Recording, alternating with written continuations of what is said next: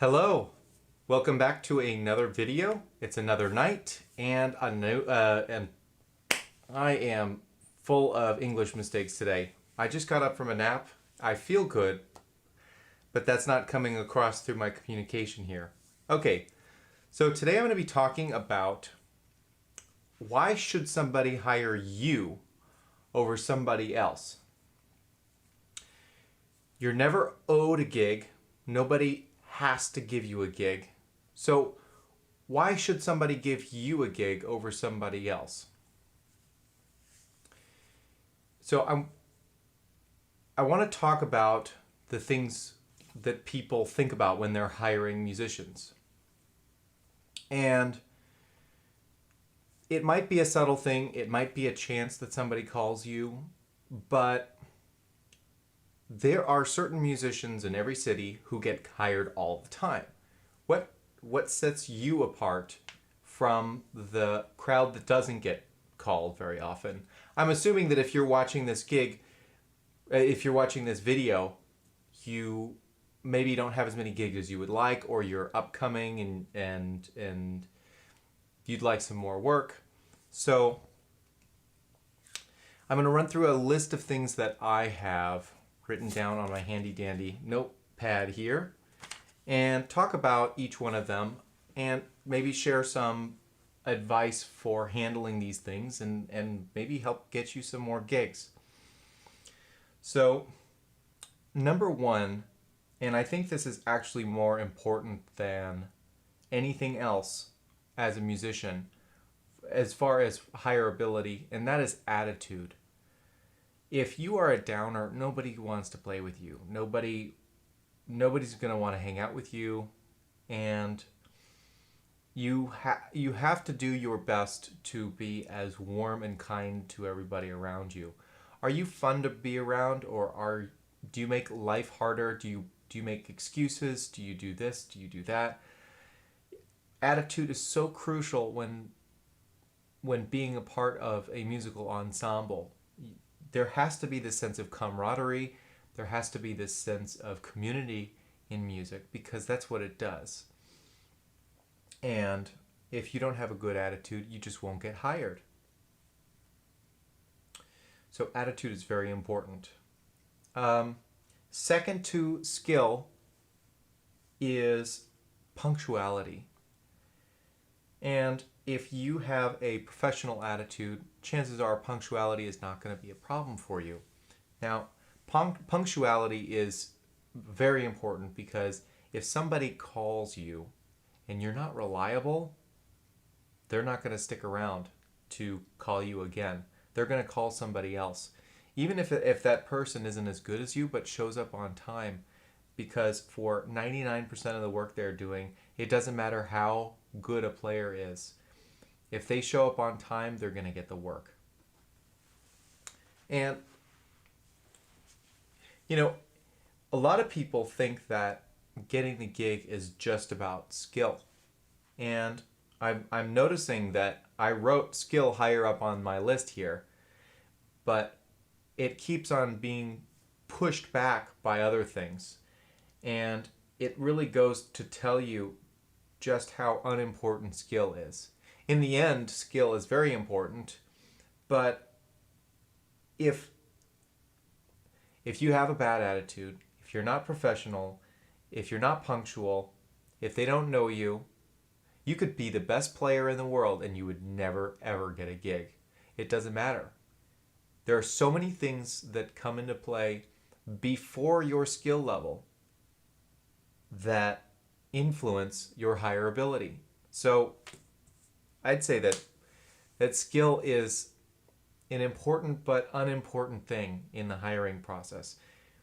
In certain cities I've lived in, people who I felt were not the best players were getting called more than I was. And it might be as simple as people don't know me. So that's another thing. Do people know who you are? Are you actively putting yourself out there every single night on the scene so that people know who you are? Are you maintaining these connections you make at jam sessions, at jazz clubs, or whatever venues you go to? Are you maintaining those connections? Are you trying to build friendships with the people you meet there? Are you getting their phone numbers? Are you trying to hang out with them?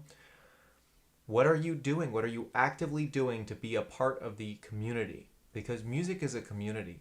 Music is full of people who like to hang out and have fun. And that's really what it comes down to. They take it very seriously, but they still want to have fun. And they want to be around people who have a similar mindset. So my point here is labeled friend or stranger. So who would you rather be? Would you rather be called because you're a friend, or not called because you're a stranger?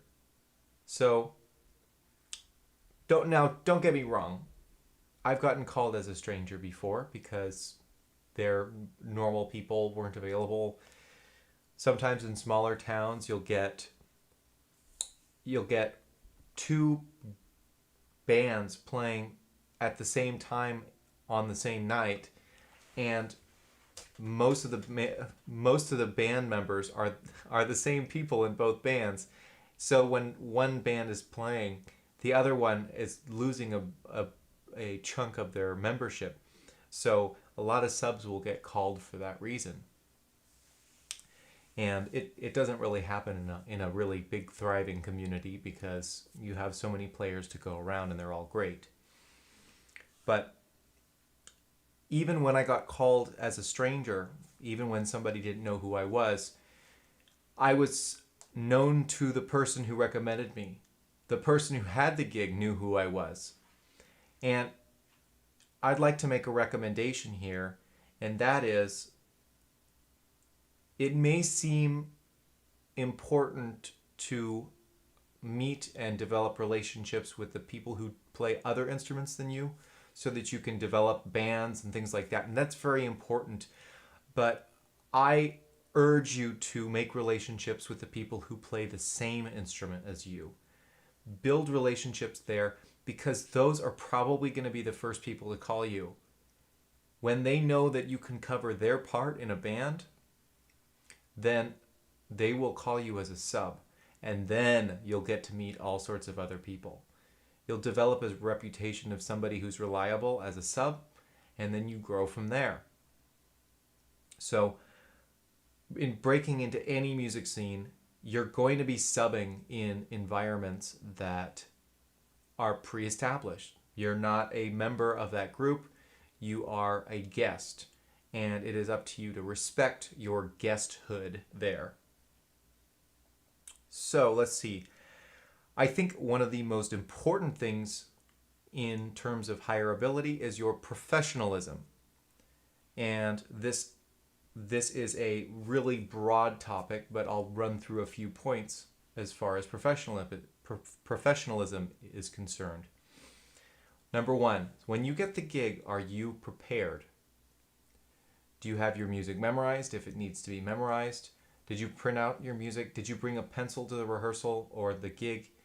Did you practice your parts? Are you good? Are you ready to go? Do you know the arrangement?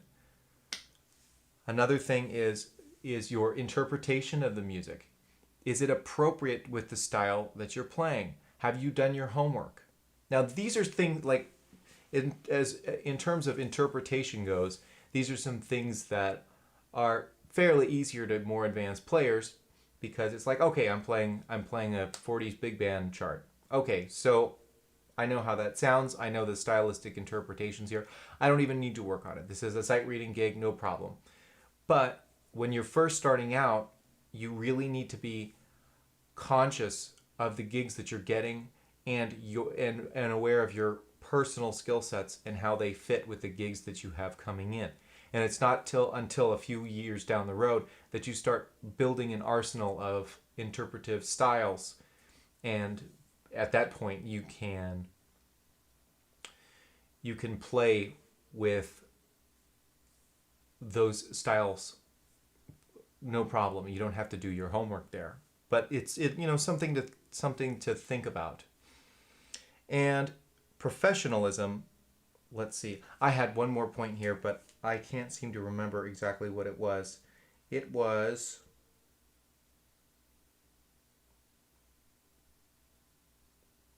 I can't remember.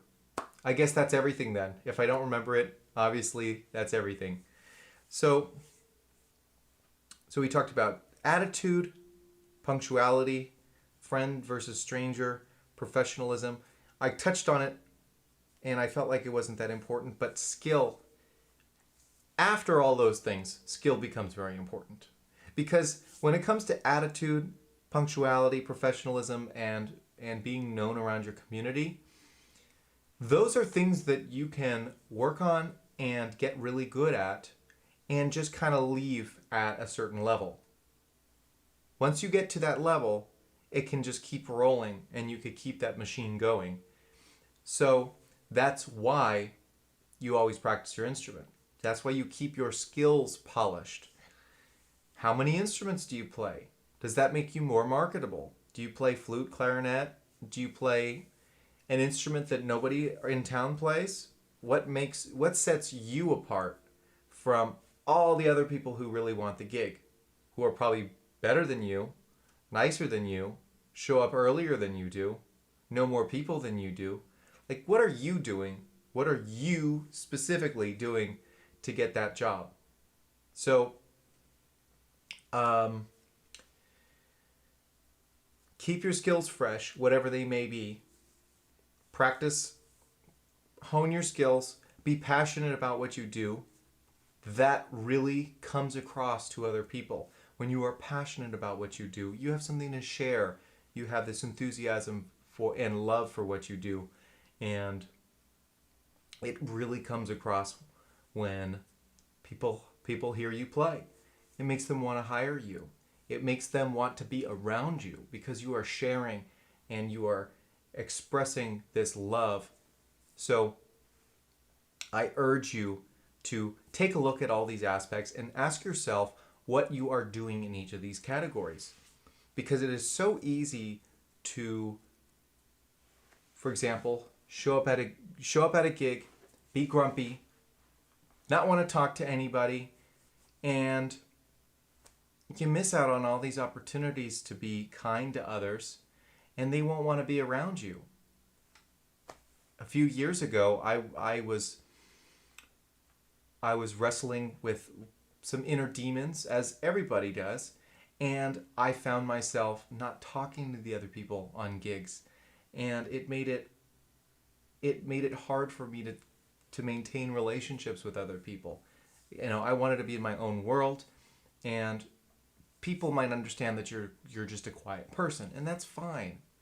But I'm talking about actually being kind, just being a kind person, being warm, caring about the other people around you. You know, people should want to be around you. And when they are looking through the list of players or even mentally thinking about who they want to hire for a gig, what keeps you in their head? Why would they call you? And frequently it's just because, like, they saw you the night before and they had a great time hanging out with you.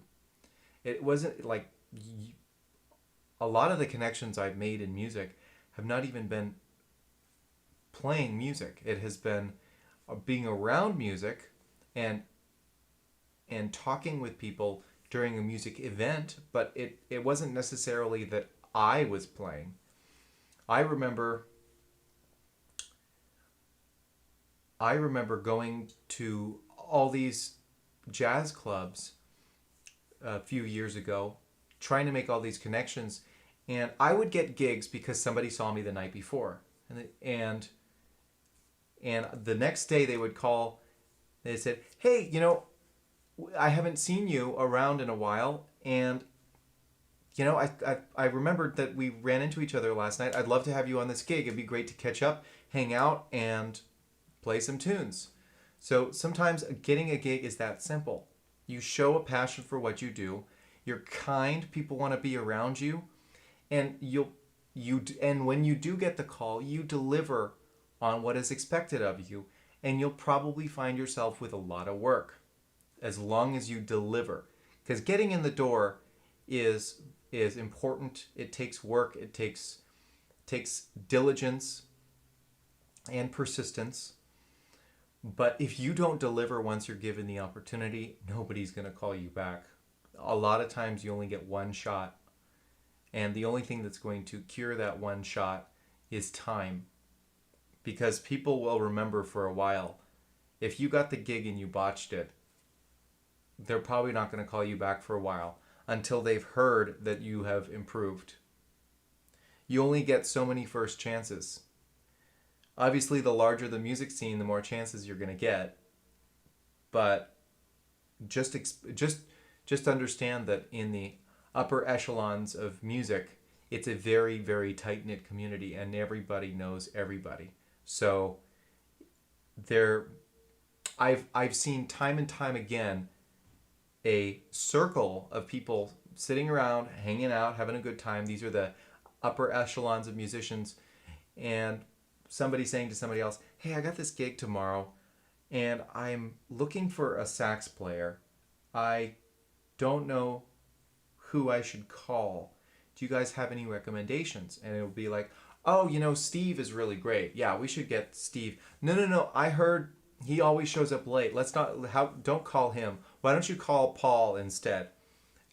Or, yeah, he's really good and all, but he's just such a bummer. So there are so many things going on, and you have to know that everybody's going to talk. Everybody's going to know who you are at a certain point, and you want to make your first impression great, and you want to keep that.